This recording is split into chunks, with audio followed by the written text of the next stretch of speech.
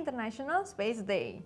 Minggu lalu, Nikon meluncurkan hasil karyanya bersama dengan NASA dalam rangka hari jadinya yang ke-100 dengan menerbangkan kameranya di dalam Apollo 15 untuk mengabadikan keindahan permukaan bumi dari luar angkasa inch by inch. Dari hasil rekaman kamera Nikon itu, cekungan bumi yang berbentuk bulat tampak sangat jelas dan menawan. But wait, ini proyeknya NASA loh. Jangan-jangan itu cuma CGI.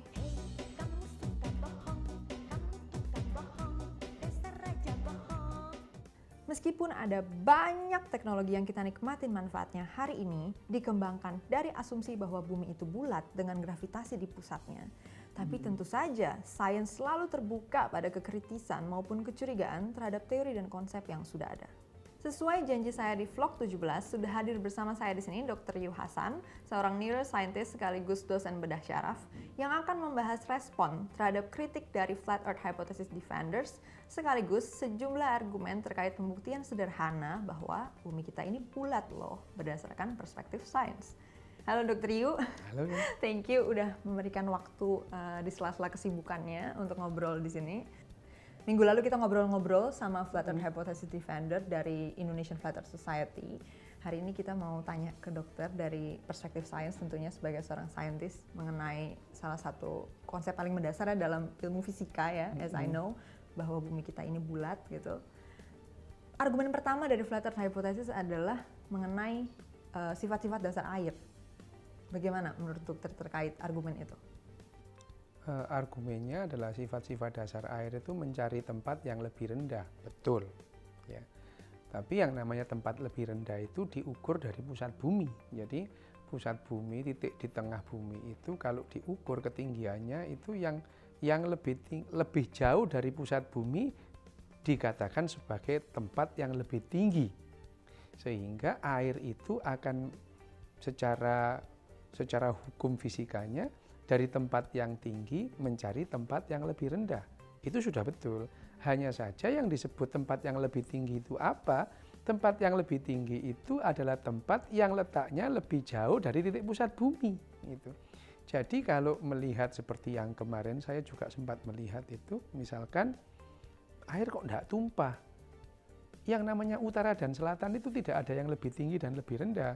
Globe itu dilihat utara dan selatan itu dengan catatan mata kita, kepala kita itu menghadap bahwa yang barat itu sebelah kiri kita, timur sebelah kanan kita. Kalau dibalik, jadi ya barat itu di sebelah kanan kita dan timur sebelah kiri kita. Artinya yang sisi selatan adalah dia yang di atas.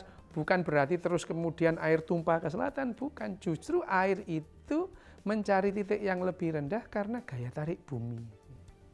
Jadi bukan berdasarkan utara dan selatan. Bukan ya? Berdasarkan utara dan selatan. Jadi kalau melihat misalkan Sungai Nil itu mengarah ke utara, itu kan berarti menanjak, bukan itu.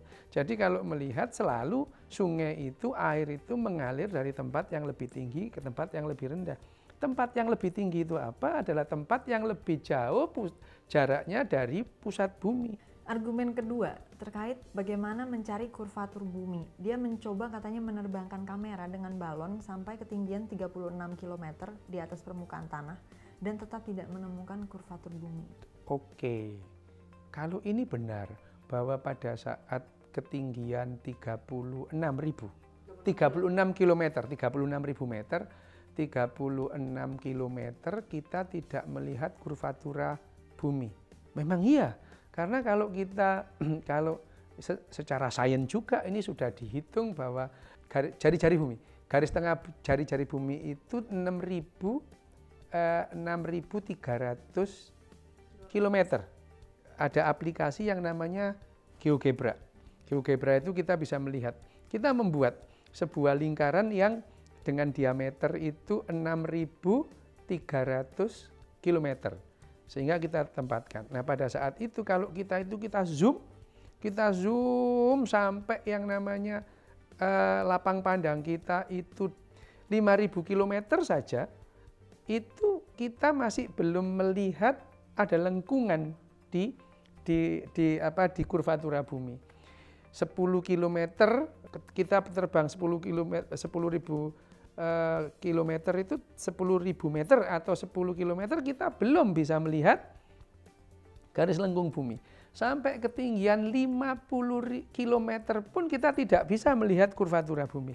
Baru kita bisa lengkungan itu kalau kita menjauh sejauh paling kita 400 km, baru kita bisa melihat kurvatura bumi. Karena karena saking besarnya jari-jari bumi itu, kalau kita melihat kita impit dengan garis horizon sampai ketinggian 50 km pun kita belum bisa melihat itu. Kalau kita bisa melihat terus kemudian lapang pandang kita itu sejauh 5.000 km kanan dan kiri, itu lengkungannya hanya elevasinya sekitar 5 derajat. Kita tidak bisa melihat garis lurus itu kemudian dengan hanya 5 derajat itu. Tapi kalau kita sudah mencapai 400 km, kita bisa nyata kelihatan kurvatura bumi lengkungan itu. Ya seperti ISS itu, International Space Station itu, ketinggiannya pada geostasioner 400 km, sehingga ISS itu bisa melihat gambar lengkungan bumi. Oke, sekarang kita bisa masuk ke mengenai bumi bulat itu sendiri. Kemarin kan soalnya Flat Earth Hypothesis Defenders memberikan pesan nih ke teman-teman di seluruh jagat raya dunia yang menonton video kita untuk menjadi skeptis terhadap sains, sehingga kita mau dengar sharing dari dokter.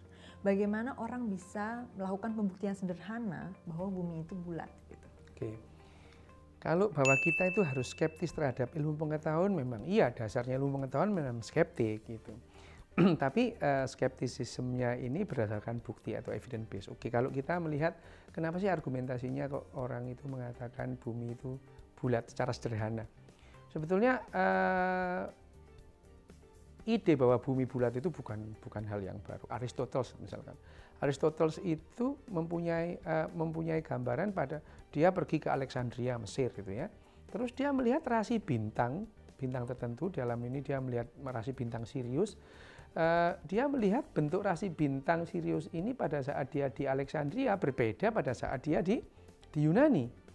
Nah, karena dia juga melihat ini karena satu, ketinggian masing-masing bintang itu berbeda, sehingga dilihat dari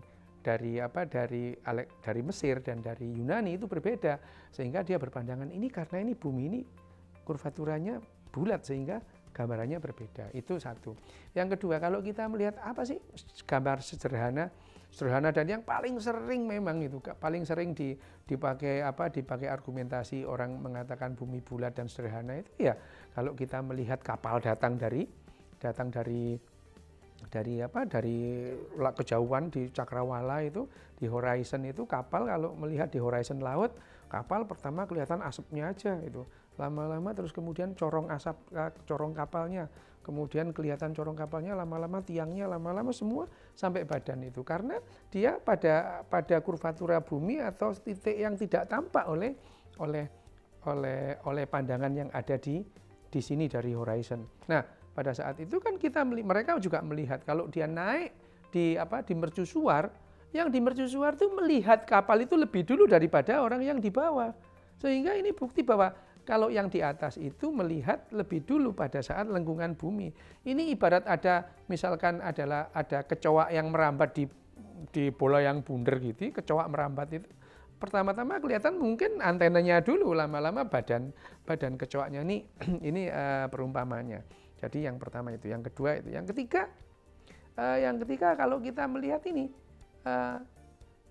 kita kok bisa melihat bumi bulat? Kita melihat bayangan bumi di mana pada saat gerhana bulan itu adalah sinar dari matahari, bulan itu memantulkan sinar dari matahari, sehingga kita melihat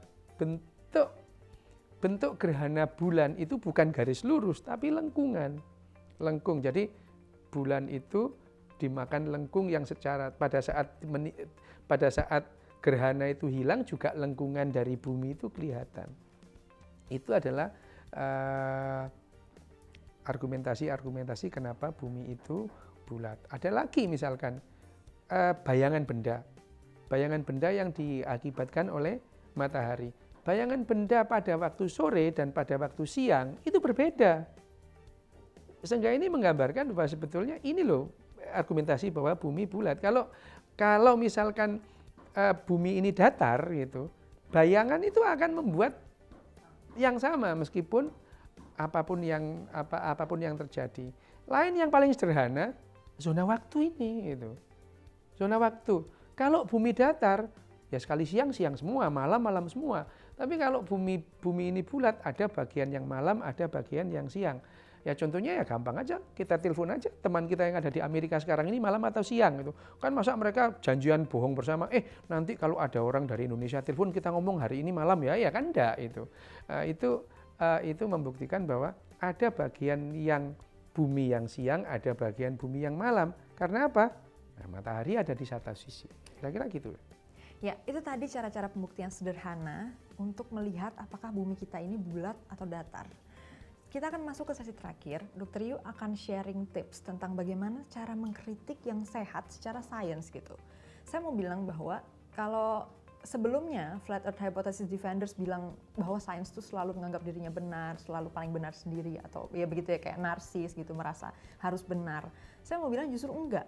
Sains justru seperti kata Dr. Yu tadi, dibangun di atas prinsip skeptisisme. Memang kita harus selalu skeptis, makanya sifat dasar sains adalah falsifiable.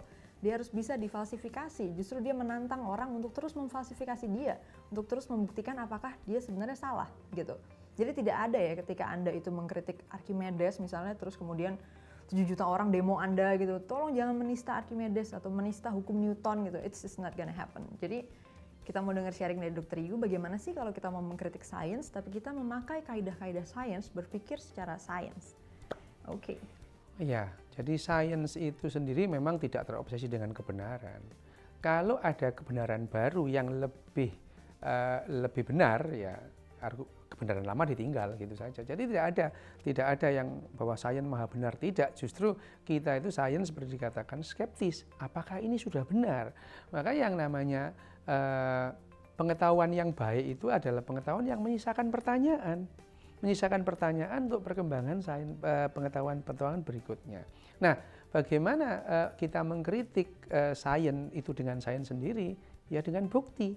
Jadi evidence dilawan dengan evidence. Ini loh buktinya yang baru gitu. Jadi seperti sebetulnya kalau mau melawan bukti-bukti yang disebutkan orang bahwa bumi bulat, yang mengajukan klaim bahwa bumi ini datar gampang sih sebetulnya itu.